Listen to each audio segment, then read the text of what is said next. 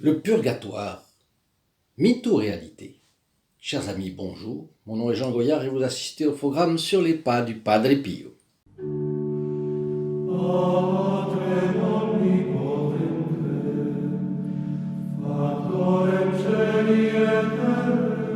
Eh bien, aujourd'hui, nous nous réunissons une fois de plus autour de notre bon Padre Pio et pour discuter un peu sur ce thème qui lui était cher, le purgatoire. Pourquoi? Parce qu'il voulait sauver les âmes et il n'était pas minimaliste. Et il voulait que les âmes, il souhaitait que les âmes, bien entendu, aillent directement au paradis. Et ça, c'est une question intéressante pour nous parce que combien de fois j'ai entendu des gens dire « Oh, je me contenterais bien d'un strapontin au purgatoire ». Eh bien, on va voir que ce n'est pas si simple que ça. En tout cas, n'hésitez pas, s'il vous plaît, à mettre votre like sur cette vidéo. Pourquoi? Parce qu'elle nous fera grimper dans les rangs des vidéos appréciées. Et vous savez qu'en plus, énormément de nos semblables sont très attentifs à ce que les autres pensent. Si les autres ont aimé, c'est qu'il y a quelque chose d'intéressant à voir. Donc voilà, mettez votre like et vous nous aiderez beaucoup à faire l'apostolat du Padre Pio. Et une autre chose, vous savez que chaque vendredi, une messe est dite pour les récents abonnés à notre programme sur les pas du Padre Pio. C'est une manière vous savez que la valeur d'une messe est infinie, c'est une manière de faire répandre sur le plus de personnes possible les bienfaits, les mérites acquis par notre Seigneur Jésus-Christ dans le saint sacrifice de la messe. Donc ce que je vous incite à faire, bien entendu, c'est si vous n'êtes pas encore abonné à notre programme, cliquez sur le petit rectangle ici en bas dans la description de la vidéo, s'abonner ou s'inscrire, et vous serez automatiquement versé par le prêtre qui célèbre la messe dans les intentions de sa messe. Vendredi qui suit votre clic. Quand vous cliquez sur s'abonner ou s'inscrire, vous avez aussitôt une clochette qui apparaît et en actionnant cette clochette également, vous recevrez l'actualisation de ce programme. Enfin, je vous prie de ne pas perdre de vue l'idée de partager cette vidéo parce que ce que nous voulons faire, c'est évidemment répandre dans tout le pays cette dévotion au Padre Pio qui fera que énormément de personnes, de fidèles, reprendront courage, demanderont son aide au Padre Pio, seront donc aidés au Padre Pio, puisque la Providence fait dépendre de notre prière quantité de grâce qu'elle attend avant de les donner. Elle voulait que nous les désirions, que nous les demandions. Et puis, ce que nous voudrions faire, c'est vraiment diffuser en grand. Et c'est la raison pour laquelle nous avons mis au point cette photographie du Padre Pio que vous pouvez recevoir gratuitement. C'est tout simple. En allant dans votre description de la vidéo ici, vous descendez, et là vous avez un lien avec notre site qui s'appelle Saint Padre Pio, st-padre-pio.fr. Et là, vous pouvez commander gratuitement cette photographie. Elle est très bien réalisée et je crois que vous pourrez la mettre dans un endroit de votre maison un peu en vue, qui vous rappellera que le Padre Pio est là, qu'il vient à votre secours si vous le lui demandez, qu'il priera pour les personnes pour lesquelles vous le prierez, et ainsi de suite. Donc, ces petites annonces faites, revenons au purgatoire. Est-ce un mythe ou est-ce une réalité? Eh bien, d'abord, il faut voir que le fait de prier pour des défunts, déjà d'emblée, c'est reconnaître l'existence du purgatoire. C'est reconnaître et c'est l'affirmer. Pourquoi? Parce qu'en enfer, malheureusement, les âmes sont au-delà de toute action de notre part, de toute aide de notre part. Elles sont au-delà de nos prières. Nous ne pouvons pas. On ne peut pas prier pour les âmes qui sont en enfer. Deuxièmement, les âmes qui sont au ciel sont déjà dans la vision béatifique. Elles n'ont nul besoin de nos prières. Elles sont dans l'intimité de Dieu. Donc, si on prie pour les âmes pour les âmes des défunts, c'est que on prie pour les âmes des défunts qui seraient au purgatoire. Évidemment, nous ne le savons pas. Mais si elles y sont, elles seront bien contentes d'avoir notre aide. Et elles nous le rendront. Donc, c'est un état de souffrance très grande, parce que plusieurs saints l'ont spécifié, au purgatoire, il y a le même feu que dans l'enfer. À la différence que au purgatoire, on sait qu'on se purifie et qu'on ira bientôt au ciel. C'est une souffrance donc temporaire. C'est une période pendant laquelle on se purifie, l'âme se purifie du dégât qu'a causé en elle-même ses péchés. Et on peut les aider par, évidemment, nos prières et par notre intercession, c'est-à-dire que les vivants peuvent faire sortir des âmes du purgatoire en priant pour elles. Et cette espèce de transit, cette période intermédiaire entre le monde sur la terre et le ciel, c'est un lieu évidemment d'expiation pendant laquelle l'âme se repent de ses péchés, mais elle est heureuse de se repentir de ses péchés. Elle sait qu'elle a besoin de cela, elle doit payer une peine qui n'a pas été payée ici-bas, et donc elle le payera, et elle est heureuse de le payer. Donc, disons que l'Église ne certifie pas un lieu physique où se trouvent les âmes du purgatoire, mais elle sait exactement que c'est un état. Un état. En effet, il y a une autre chose, c'est que tout est-il souffrance dans le purgatoire?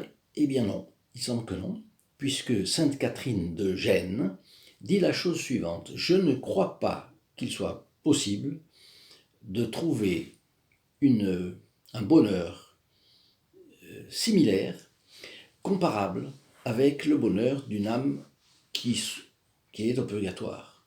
Sauf, évidemment, le bonheur des bienheureux dans le ciel, au paradis.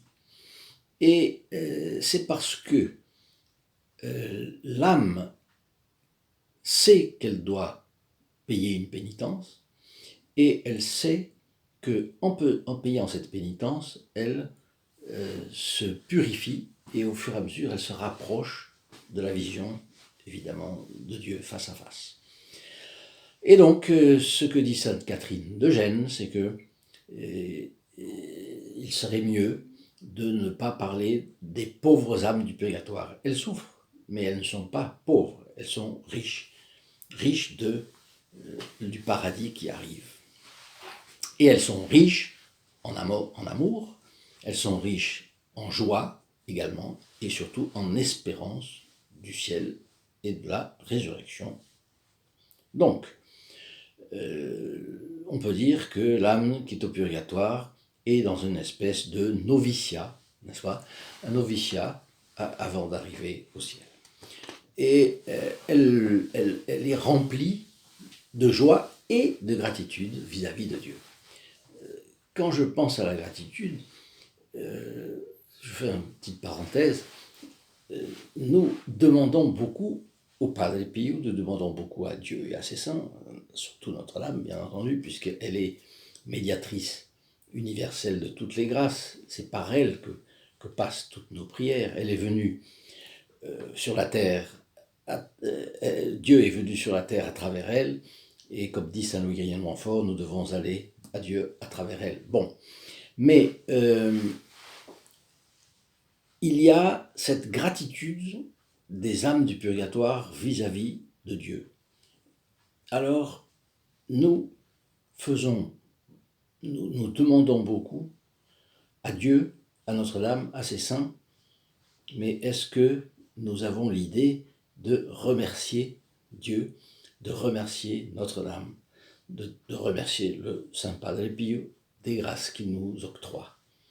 Voilà une chose qui est intéressante d'avoir en considération, et c'est une manière pour vous de remercier des grâces que vous avez reçues, par exemple en mettant votre like.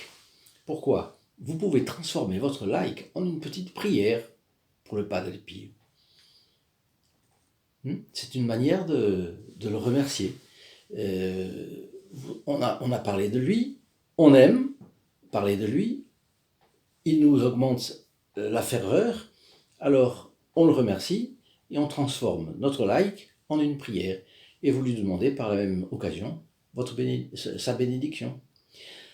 Également, une manière de le remercier, c'est de partager cette vidéo.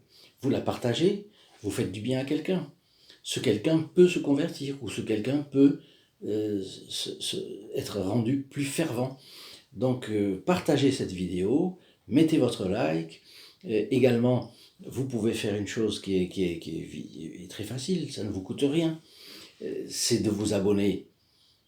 Vous rentrez dans les intentions de la messe, célébrez le vendredi qui suit votre clic, et en plus, vous actionnez la clochette et vous serez tenu au courant du développement de ce programme. Donc, revenons à notre purgatoire. Les grands docteurs de l'Église ont tous, je pense à saint Augustin qui est le plus grand docteur de l'Église, mais vous avez saint Jérôme, saint Ambroise, qui en parlait également. Et saint Augustin en particulier nous dit que pour être purifié de nos fautes et être admis au ciel, les âmes, après la mort, doivent être soumises à un feu pénétrant, un feu qui est horrible, évidemment, qui est stupéfiant, parce que vraiment, tout ce que nous pouvons voir, sentir ou concevoir ne sera rien à côté du feu du purgatoire. Certains saints ont dit qu'il y a la même différence, ou une différence plus grande encore, entre le feu du purgatoire et le feu ici que nous connaissons sur Terre, qu'il y a entre le feu que nous connaissons sur Terre et un dessin de flamme sur le papier. Donc voilà qui est de nature à nous donner l'envie d'aller directement au ciel, n'est-ce pas? Bon. Alors, bien que ce feu, dit saint Augustin, soit destiné à purifier, à laver l'âme, il dit, mais ce sera quand même une souffrance plus grande que toutes les souffrances que nous pouvons imaginer ici-bas. Donc l'existence du purgatoire, elle est sûre, elle est absolument sans doute pour un catholique, c'est même un dogme. L'existence du purgatoire, c'est une vérité. Bien qu'aujourd'hui, vous savez, il y ait des personnes qui le nient, et de toute façon, ce que certainement vous pensez et ce que je pense, c'est la même chose, c'est-à-dire il nous faudrait éviter cela au plus grand nombre. Non seulement éviter l'enfer aux gens, c'est-à-dire que les personnes soient sauvées de l'enfer, c'est ça que ça veut dire, mais si possible, les convaincre d'aller directement au ciel, donc d'avoir ici une vie conforme aux 10 commandements de Dieu, c'est ça la chose. Et depuis les débuts de l'Église, l'existence du purgatoire a été enseignée comme une vérité de foi. Vous savez, même Tertullien, c'est dans les années qui ont suivi la mise par écrit des évangiles. Par exemple, Tertullien parle du purgatoire. Et l'évangile lui-même les Saintes Écritures y font référence. Par exemple, Saint Paul aux Corinthiens, chapitre 3 à 15. Je vois là Saint Paul aux Philippiens, et puis le livre de Job dans l'Ancien Testament, le livre des Maccabées, dans l'Ancien Testament aussi, auquel Saint Paul se réfère pour affirmer l'existence du purgatoire. Donc c'est une chose qui n'a pas été inventée, ne le croyons pas. Ça a été raconté, mais c'est parfaitement faux. Le purgatoire n'est pas une vérité inventée au Moyen-Âge. Tout de suite, déjà après la mort de notre Seigneur, ceux qui ont été chargés de transmettre aux chrétiens la vérité révélée ont bien transmis ce qu'ils avaient appris de notre Seigneur Jésus-Christ, et c'est pour ça que l'Église catholique explicite sa doctrine en fonction des évangiles. Et d'ailleurs, pourquoi est-ce que le Concile de Trente a-t-il affirmé l'existence du purgatoire? C'est parce qu'il y avait des personnes qui niaient cette vérité. Et comme ces personnes niaient cette vérité, alors il a fallu qu'un concile se prononce. Bien. Alors, la doctrine qui a été révélée par les Écritures sur ce plan, eh bien, a été scellée par l'infaillibilité de l'Église, la tradition, n'est-ce pas, l'a transmis, et on peut dire que ce sont les fidèles à travers les temps et dans le monde entier qui ont suivi cette doctrine. Le Concile de Trente, c'était en 1545-1563, et le Concile de Trente a bien insisté sur le fait qu'on ait à offrir des bonnes œuvres, des sacrifices, des prières pour le repos éternel des âmes qui se trouvent au purgatoire. Voilà ce que dit le Concile de Trente. Il a été établi que les peines temporaires dues à nos péchés doivent être payées sur la terre avant notre mort, ou après la mort, au purgatoire, de manière à ce que nous puissions être admis dans le règne céleste de Dieu dans son paradis. Cela a été confirmé et déclaré. Ces âmes retenues dans le purgatoire peuvent être puissamment aidées par les fidèles à travers leurs prières, leur suffrage et principalement, évidemment, par la Sainte Messe. Donc évidemment, vous pouvez, et vous devez, prier et puis offrir des messes pour les âmes du purgatoire, mais évidemment, ici dans le programme sur les pas du Padre Pio, nous pouvons avoir un effet là-dessus aussi. Pourquoi? Eh bien d'abord parce que on peut propager la dévotion au Padre Pio, propageant la dévotion au Padre Pio, le faire vénérer, les personnes vont prier pour lui, et lui qui avait tellement en vue le purgatoire comme étant quelque chose dont il fallait délivrer le plus possible les âmes, leur éviter, bien entendu, et puis si elles y sont, prier pour elles, nous devons vraiment ne pas l'oublier. Vous voyez, le Padre Pio disait que c'était impressionnant le nombre de gens qui fréquentaient San Giovanni Rotondo, donc le couvent. Pourquoi? Parce que non seulement il y avait les vivants, mais les morts étaient encore plus nombreux que les vivants à venir demander son aide au Padre Pio. On lui demandait ses prières, on lui demandait sa messe. Et le Padre Pio, dans tous ses témoignages, raconte cela. C'est une chose qu'on ne peut pas mettre en doute.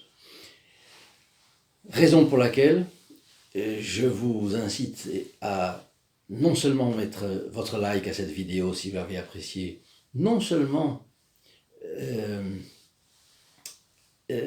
partager cette vidéo pour que d'autres puissent y trouver un intérêt, mais si vous n'êtes pas encore abonné, abonnez-vous à cette vidéo. Dans la description de la vidéo, vous avez un petit carré s'abonner ou s'inscrire, et là, vous rentrez d'emblée dans les intentions de de celui le prêtre qui va célébrer la messe vendredi qui suit votre clic. Et puis quand vous cliquez sur le bouton abonner ou s'inscrire, aussitôt une clochette apparaît, actionnez la clochette et de cette façon vous serez au courant des développements de notre programme et vous recevrez des actualisations. Enfin, vous avez dans la description de cette vidéo en bas, vous avez un lien avec notre site et sur ce site, vous pouvez commander gratuitement cette photographie du Padre Pio que vous voyez ici, que nous avons fait reproduire exprès pour les personnes qui regardent ce programme, de telle façon que vous pouvez la placer dans un endroit de votre maison, de votre foyer, et le Padre Pio bénira votre maison. Enfin, n'hésitez pas à partager. Vous savez que là aussi, vous serez, ne serait-ce que de partager à 3 amis, cela va donner un élan nouveau à notre programme. Partagez donc cette vidéo et faites-la connaître. Et je vous assure que le Padre Pio, qui a ses secrets pour remercier tout ce qu'on fait pour lui et pour les âmes, évidemment, eh bien, aura à cœur de vous remercier largement, largement de ce que vous pourrez faire. En tout cas, nous sommes ensemble, nous restons ensemble. En attendant la prochaine conversation auprès du Padre Pio, je vous souhaite une bonne semaine, une bonne journée et à très bientôt. Au revoir.